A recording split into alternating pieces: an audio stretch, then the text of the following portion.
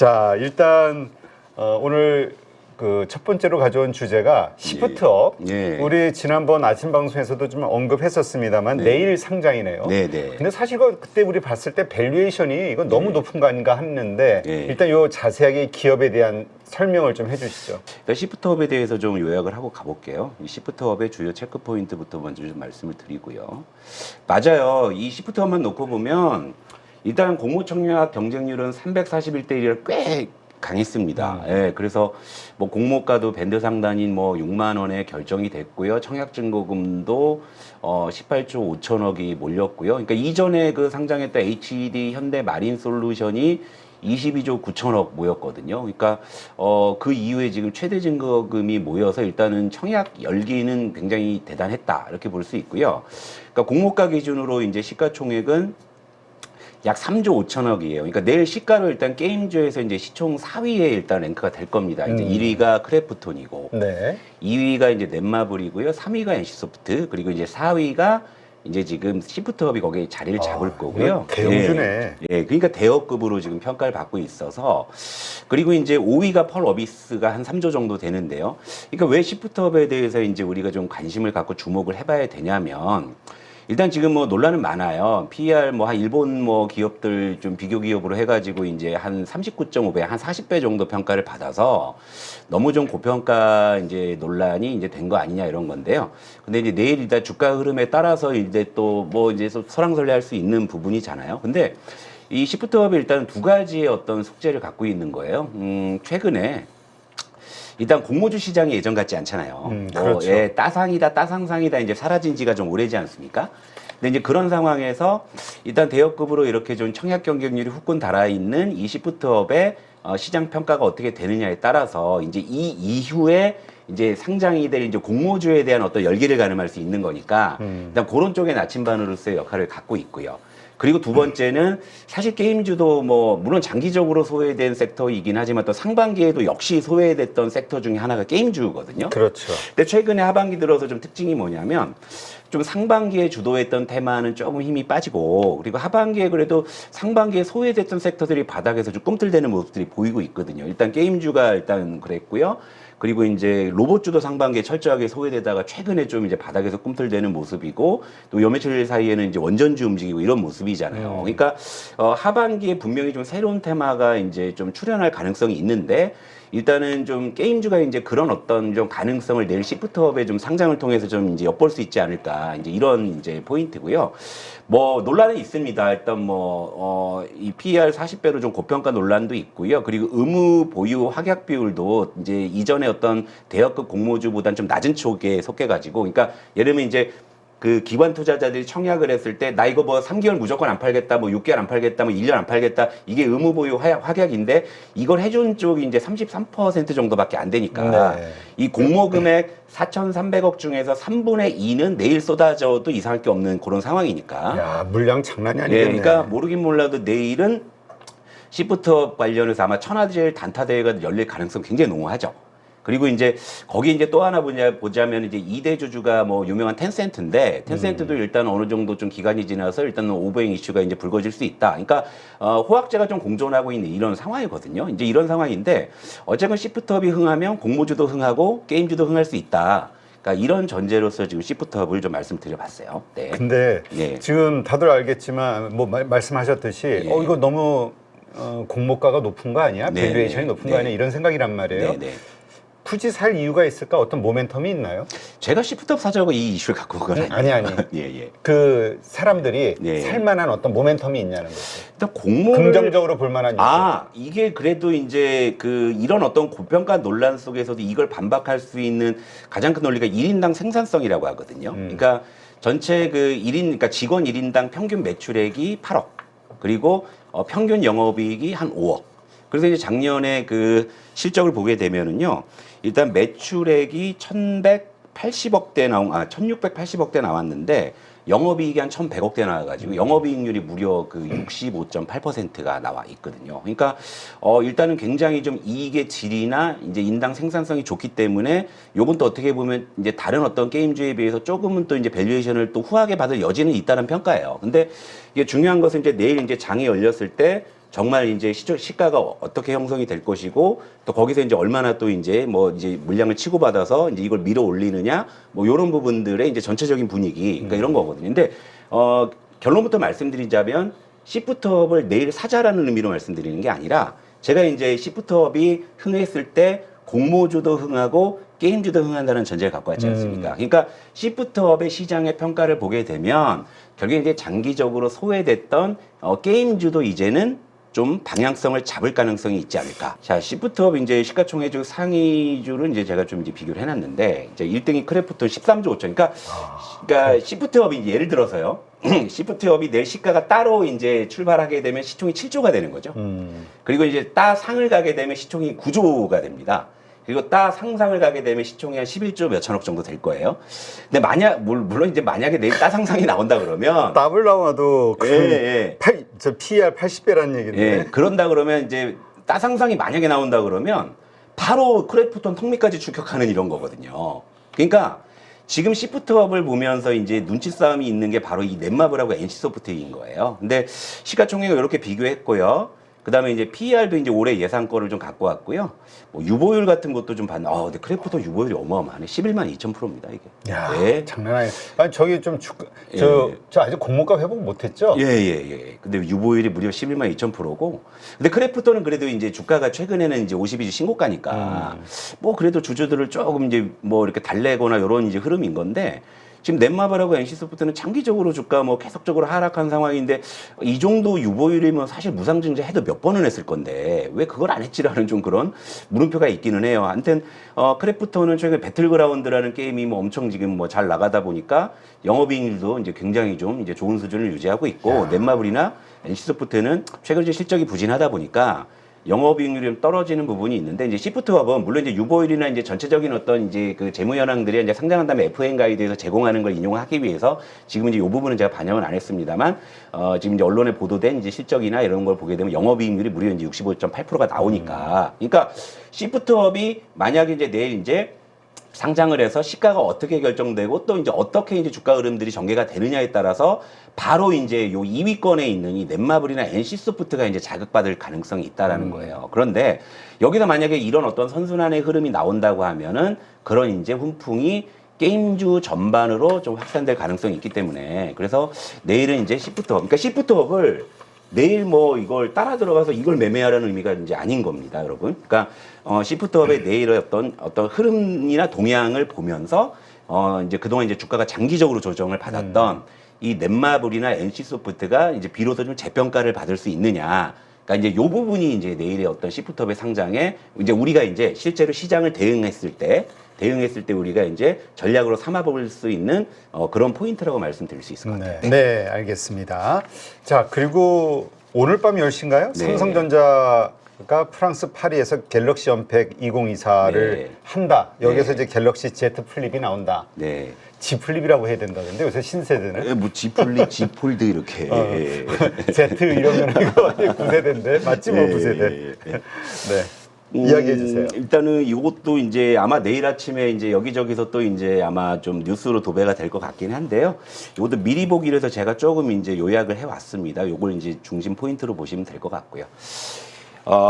일단 갤럭시 뭐 S24는 이미 뭐 AI가 적용된 첫 번째 스마트폰으로 이미 뭐 출시가 된 상황이고요. 그리고 이제 이번에 그 프랑스 파리 그 루브르 박물관에서 한다 그러더라고요. 상징적인 장소인데, 근데 이제 G 폴드 6와 G 플립 6 등 이제 AI 기반으로 이제 출시되는 첫 폴더블 폰이 이제 되는 거죠. 네. 그랬는데 요게 이제 좀 가족분들이 헷갈리실 수가 있는데 제가 팩트 체크를 정확히 했습니다. 그러니까 저번 주에 팩트 체크 한번 잘못해서 혼난 기억이 있어서 뭐 사전 예약이 그것도 아주 예민한 2차 전지. 그러니까 근데 사전 예약이 10만 명이 돌파한 게 아니에요. 그러니까 사전 예약이 뜨면 알려줄 테니까 이걸 신청해라입니다. 그러니까 사전 예약 알림 서비스를 개시하니까 10일 만에 10만 명이 돌파했다. 이게 정확한 팩트입니다. 그러니까 벌써 10만 대가 사전 주문이 들어왔다 이런 개념이 아니라는 거 정확히 아셨으면 좋겠고요. 그리고 물론 이제 중심은 G 폴드 6와 이제 G 플립 6 같은 AI 기반의 폴더블 폰이 처음으로 공개된다는 쪽에 이제 포커스가 맞춰져 있는 거지만 갤럭시 워치 7, 갤럭시 버즈 3, 그리고 이번에 이제 반지 갤럭시 링. 예. 그거 지금 링에 대해서 예. 어떤 반응이 나올까 예. 그거에 따라서 또 이제 새로운 제품이니까 그렇죠. 그러니까 요게 이제 반응이 좀 좋다고 했을 때도 링 관련주를 시장에서 막 찾을 수 있잖아요. 그죠? 근데 일단, 어떤 그 이슈의 포커스는 역시 이제 이 폴더블 쪽에 좀 집중이 돼 있는 거고요. 그리고 이제 최근에 이제 리포트 하나 찾아보니까는 일단 이제 갤럭시 관련해서 이제 그 구매 선호도를 보니까 이 바형의 기존의 그 갤럭시 24 시리즈보다는 폴더블 쪽의 선호도가 압도적으로 높은 걸로, 그러니까 거의 절반 가까이가 폴더블 폰을 좀 선호하는 쪽에 그런 이제 그 설문조사 결과도 있기 때문에 아무래도 이제 이게 좀 삼성전자의 어떤 추가적인 모멘텀으로 이제 작용할 가능성이 있고, 또 이제 이러면서 결국에는 2008년이었죠. 그때 스마트폰이 태동하면서 삼성과 애플의 그 스마트폰 경쟁이 치열했었잖아요. 근데 지금 또 애플이 하는 행보나 지금 삼성전자 행보를 보게 되면 또 이제 시즌2가 시작될 것 같습니다. 온 디바이스 AI로 인해서 결국 이제 애플과 또 이제 외나 모델에서 만날 수 있는데, 이건 뭐 사실 그 IT 업계 전체적으로 호재라고 보는 거죠. 이제 과거에 두 이제 이 강자가 다시금 온 디바이스 AI 쪽에서 이제 이 치열한 경쟁을 한다라는 것은, 그런 것은 이제 전체적으로 또 시장의 파이가 커질 수 있다는 기대감이기 때문에 이래저래 뭐 좀 시장의 관심이 많이 높아지는 것 같아요. 네. 네. 자, 이게 이제 첫 번째 AI 폴더블 폰이라는 네. 어떤 상징성이 있는데 네. 기존의 폴더블 폰과 뭐 다른 것들이 뭐 있나요? 요것도 이렇게 보여드릴게요. 일단은 여기서 일단은 요거를 이제 말씀드리기 전에 제가 말씀을 듣기 전에 예. 우리 저 고독한 조성우 부장, 독고다이 조성우 예. 부장이 예. 오늘 매매가 잘 됐나 봐. 아주 신이 났는데 근데 목소리가 막 살아 있어. 아니, 솔직히 말씀드리자면 상반기에는 굉장히 답답했거든요. 근데 이제 상반기에 조금 이제 씨를 뿌려놨던 녀석들이 좀 하반기 들어서 조금씩 이제 조금 싹이 나고 있는 느낌이어서 그래서 영원히 고독하진 않구나 이런 생각이고. 싹이 나고 있는 느낌. 이거 아직 시작인데. 그리고 싹은 이제, 또 지펴필 수도 있잖아요. 안 돼요. 그런 소리 하지 마세요. 네. 제가 삼성전자 얘기를 좀 하면서 힘이 좀 실리는 거는, 사실 제가 여기 나오면서도 5월, 6월에도 삼성전자 쪽은 되게 긍정적인 말씀을 많이 드렸는데, 근데 그때도 사실 HBM3 논리에 갇혀가지고 사실 이렇다 할 좀 돌파구를 마련하지 못했었잖아요. 근데 뭐 이제 예를 들면은 이제 논 HBM3 진영에서 좀 이제 그 덜 오른 쪽에서 좀 기회를 좀 찾으려고 했는데, 어쨌든 최근에 삼성전자의 주가 흐름이 괜찮아서 뭐 그래서 이제 삼성전자 얘기할 때 약간 좀 저도 모르게 좀 흥이 난 것 같은데요. 일단은 그 삼성전자 이번에 그 AI 폴더블 폰의 이제 특징은 뭐냐면, 기존의 갤럭시 24에서 구현됐던 AI 기능이 조금 더 이제 강화됐다. 이를테면 통역은 거의 실시간 통역 기반으로 더 업데이트가 됐고요. 그래요? 그리고 이제 이런 거 있잖아요. 다른 앱 위에 그리기 해가지고 다른 앱에서도, 예를 들면 카카오톡에서도 예를 들면 외국인과 대화를 할 때 갤럭시 이 AI의 어떤 그 프로그램을 소프트웨어를 가동해가지고 그 위에서 그걸 이제 실시간 통역을 한다든지 이런 기능들이 추가가 됐고, 그 이제 폴드 같은 경우에는 펜이 있잖아요. 펜으로 이제 그 사용자가 앱 위에다가 이제 뭔가 이제 스케치를 그렸을 때 이제 예를 들면 AI가 얘가 뭐를 그리려는지 캐치를 하고 이제 그걸 이제 보완해주는 요런 정도. 그러니까 훨씬 더 AI 기능이 좀 강화됐다. 요런 이제 부분으로 좀 볼 수가 있고요. 여기 이제 뭐 이미지 검색이나, 그러니까 갤럭시 24보다도 조금 더 진일 보완 기능이 폴드에 일단 탑재가 될 거고, 물론 이건 이제 그 소프트웨어 이제 업데이트를 통해서 아마 24나 23까지도 아마 소프트웨어 업데이트를 통해서 이제 구현이 될 것 같은데, 일단은 뭐 이런 부분이 있고요. 그리고 삼성전자에 되게 관심이 많으신 투자자분들은 여기에 이제 그 AP가 뭐가 탑재됐나도 되게 궁금해하실 건데, 아쉽게도 퀄컴을 계속 쓰는 걸로. 스냅드래곤. 스냅드래곤 3세대 대신에. 3세대를 좀 쓰는 걸로. 뭐 삼성전자에서 이야기하는 거는 그냥 지금까지는 이제 폴드나 이제 플립 시리즈에는 기존에 퀄컴을 계속 써왔으니까 그냥 그대로 그냥 탄성 있게 쓰는 게 비용적으로 뭐 유리하다 이렇게 해명을 하고는 있는데, 아무래도 이제 삼성전자가 10만 전자를 가기 위해서는 사실 2분기에 깜짝 실적을 낸 것도 HBM3 없이 일단 해냈는데, 그래도 뭐 10만 원을 이제 넘어서려면 결국에는 이제 필요한 것들이 몇 개가 있잖아요. HBM3도 결국엔 플러스 알파가 돼야 될 거고, 파운드리 쪽에서도 뭔가 좀 가시적인 게 나와야 될 텐데, 이제 그런 부분들은 조금 아쉽지 않나 이렇게 좀 볼 수 있겠습니다. 네. 알겠습니다. 네. 자, 그러면 하여튼 요 뭐라 그럴까? 예. 지난번 그 나왔을 때 처음 예. 그 25인가? 네네. 예, 그게 나왔을 때는 네. 그 뭐 플리토라든가 이런 것들이 막 수혜주로서 막 급등하기 시작했잖아요. 예, 뭐 예. 통역 관련해서. 예. 근데 요즘 보니까 주가 움직임을 보니까 기대감들이 별로 없나 봐. 계속 약한 모습인데. 그러니까 제가 아까도 뭐 좀 저 기분이 좋아 보인다고 하셔서 말씀을 드렸지만 또 그렇다고 아픈 손가락이 없는 건 아닌 게. 또 플리터 진짜- 들고 있으시구나. 아니 그런 게 아니라 AI 소프트웨어. 아, 네, AI 그러니까 소프트웨어. 그러니까 상반기에 제가 좀 그래도 바닥에서 관심을 가졌던 게 논 HBM3 진영하고요. 그 다음에 물론 2차 전지 쪽에서 이제 ESS 모멘텀을 좀 고대했던 측면들이 있고 어쨌든 최근에 시장에서 좀 반응들이 있었단 말이죠. 그 관련한 쪽은. 근데 AI 소프트웨어 쪽은 정말 저도 왜 이렇게 더딘가 싶을 정도로 최근에 또 이제 뭐 요런 이제 하반기 순환매에서도 이렇다 할 좀 부분들이 아직은 좀 반전의 돌파가 안 나오고 있는데 그래도 이제 조금 보게 되면 최근에 뭐 네이버가 바닥에서 좀 급반등을 한다든지 그러니까 전체적으로 좀 될랑말랑하나 싶은 좀 느낌은 들기는 한데 근데 이제 이번에 그 갤럭시 언팩 2024를 보면 전 이런 논리를 좀 여러분들께 좀 말씀드리고 싶은 게 자, 요즘에 시장에서 엔비디아 얘기가 하는 빈도가 많이 줄었잖아요. 한미반도체 얘기도 많이 줄었죠. 맞지, 줄었어요. 예, 그리고 삼성전자 얘기하는 빈도가 높아졌고, 빈도가 높아지다 보니까 이제 파업 같은 이슈에도 되게 이제 민감도가 커지게 되고, 그죠? 근데 뭐 삼성전자가 파업을 하더라도 외국인은 굴하지 않고 오늘도 사는 걸 보면, 결국에 이제 뭐 파업이라는 일시적 이슈보다는 삼성전자의 어떤 모멘텀 강화 쪽에 시장은 더 주목하는 것 같은데, 일단 분명한 것은 하반기 들어가지고 엔비디아 중심의 HBM3 논리는 분명히 약화됐고, 그리고 이제 삼성전자의 깜짝 실적을 통해 가지고 일단 지금 최근에 반도체 진영의 주도권은 삼성전자가 갖고 온 게 좀 맞는 것 같긴 해요. 예, 그런 상황이기 때문에 이번에 갤럭시 언팩 2024를 통해서 이제 온 디바이스 AI 쪽의 논리가 조금 이제 확대되는 쪽을 기대하고 있고 그리고 이제 이미 갤럭시 언팩 2024를 미리 보기 하는 그런 어떤 여러 가지 전망들을 봤을 때는 이제 우리가 체감하는 AI 시대라는 이제 문구들이 좀 등장하기 시작했습니다. 그러니까 우리가 뭐 예를 들면 데이터 센터나 HBM3 우리가 뭐 육안으로 본 적이 없는 것들이 아닌 실제 우리가 이제 이 구현하는 이 노트북 뭐 이 모바일 뭐 아니면 태블릿, 뭐 심지어 자동차 로봇까지 가전.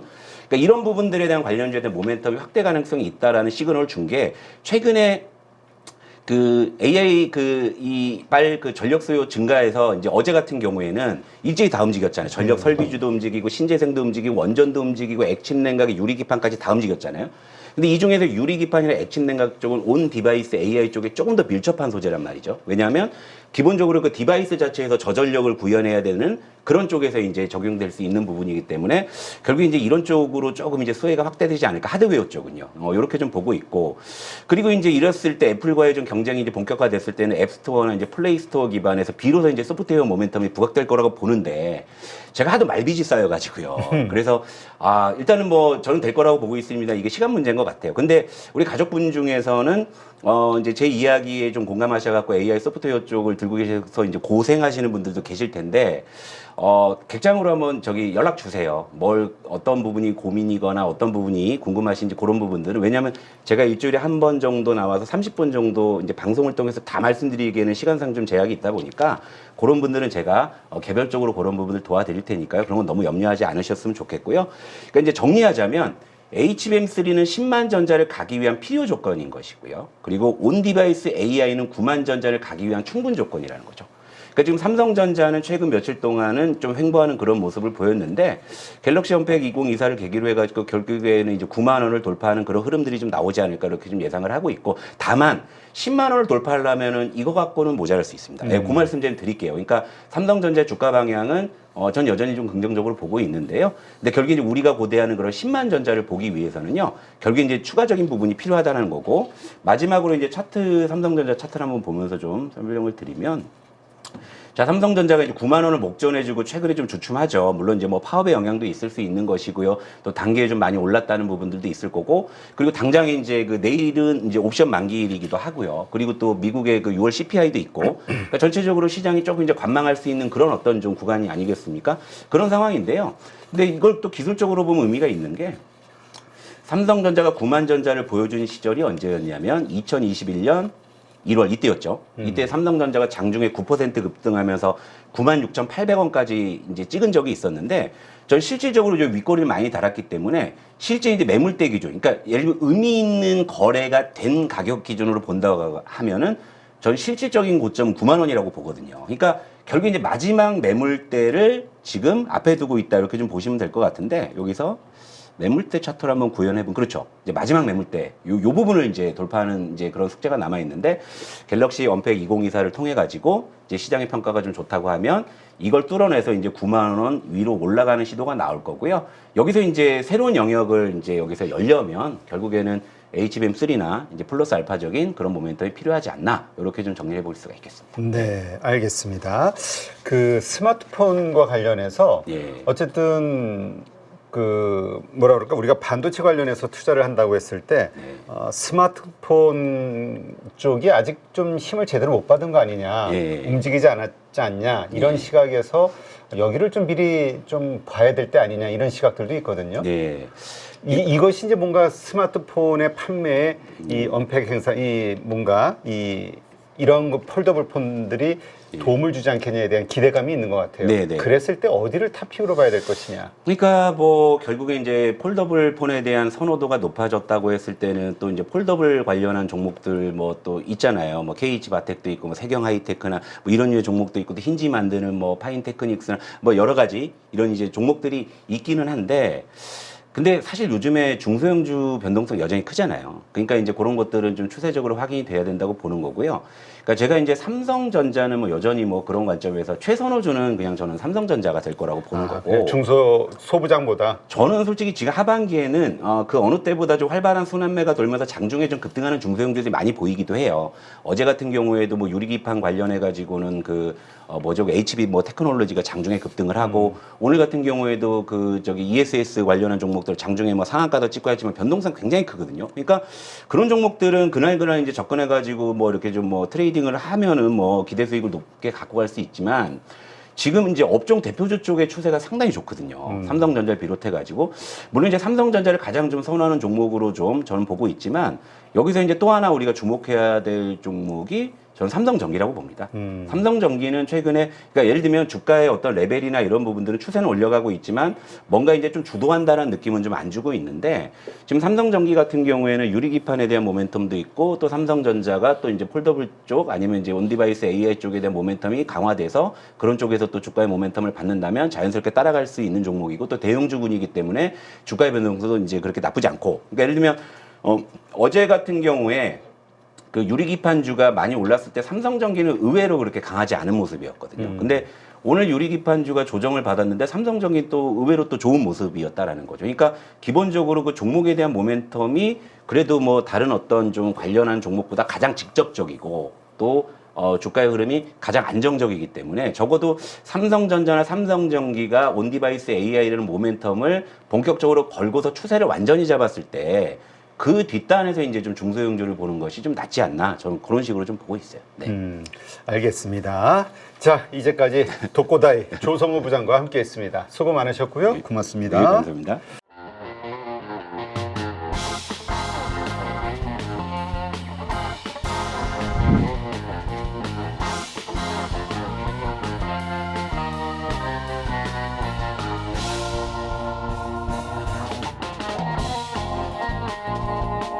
네, 여기저기서 많이 또 강의도 들어보시고, 그리고 또 기법이라고 하는 것도 많이 또 체크해보시고 적용시켜보셨을 것 같습니다. 그런데 결과가 좋으십니까? 이거는 저희 클래스반의 강점이 될 겁니다.